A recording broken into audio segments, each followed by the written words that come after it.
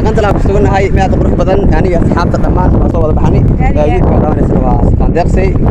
بل وحن فيرني أصحاب تصور عليه درين كذا ماشي قرح بنسوي واركان أبى سلو إن ودو سفان وآذان وما تسنت هاي إن جنة الكاكسو مقدمر كجوريس وكفر حسنا هاي أصحاب تادنا والسلامة يعملوا البجوجان ما أنت وحشو أن الديجان كقندل أنا جو أتيم جبلان تي في إن طبعا ما همرك جوريس مرة بدن أيكوسو للابتو أميل جبي كذا لقى شيء كانوا آد وقرح بدن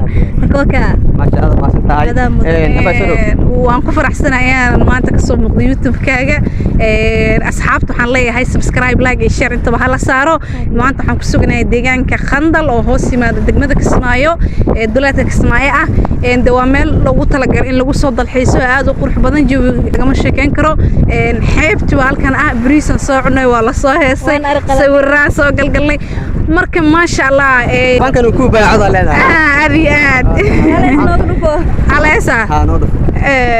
بدي أنا ما جاري مركي كلا جرمادين في الماضي جوق تيري محو جاهل كوجياي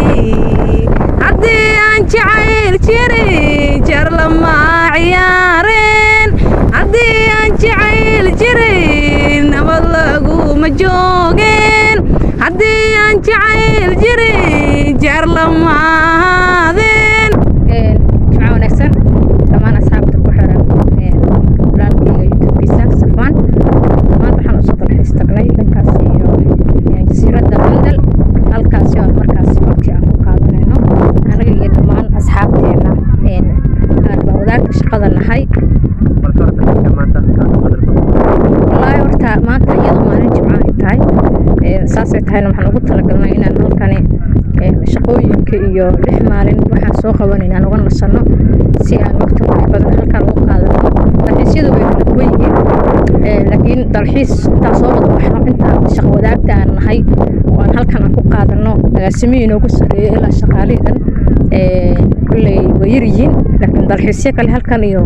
meel kale ka fog baan u imaanay dalxiisyo kale markaas asxaabta dhaxdeeda laakiin mid bahda shaqo wadaagta aan nahay oo halkan oo kale aan u imaano oo magaalada aan ka soo baxnay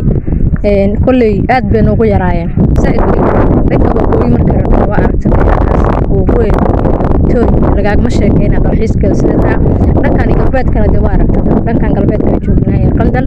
marka aad u badan yihiin wallahi billaah oo ku dhawaay youtube-ka